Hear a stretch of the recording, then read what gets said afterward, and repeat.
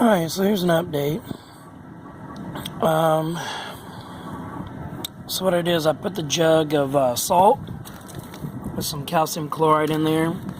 Now you see it's been out here for a little while, and even though it's cold enough for this condensation dropping from this exhaust pipe,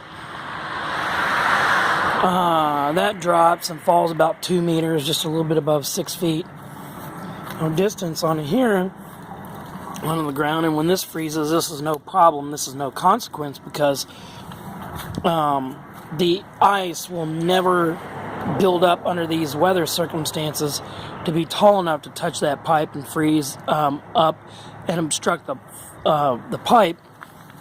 But this one, we got maybe 6 or maybe 8 inches of fall distance from the pipe. That's a problem.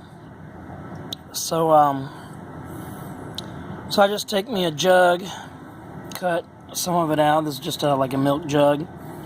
And you can see there's some little drain holes to keep the water from filling up entirely, but I want at least a few inches of salt in there and water. And the idea is that salt keeps that water liquid and it creates a puddle. Now, years ago, whenever I used to just take and make a pile of salt on the ground, that's fine, the water would not freeze there, but then the salt would just wash away and absorb into the ground, and then eventually I would have to put more salt in there, and it would just cost more. It's not terribly expensive. $5 of salt will last at least a month, maybe 2 or 3 months, just depending on the weather. So, $15 worth of salt has lasted 2 years.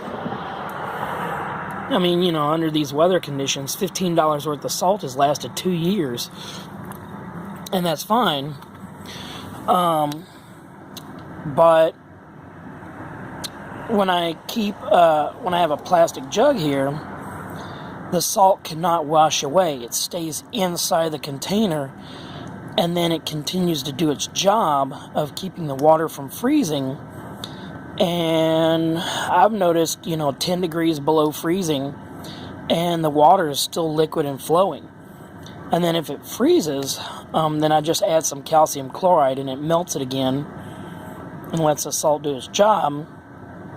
But this seems to be the most expedient, easiest, and cost-effective way right now under the circumstances, because I'd have to dig a channel there, at least 2 foot deep, and this hill does not slope very much. Now what I'd really like to do is have maybe the HVAC relocated to back behind the house here,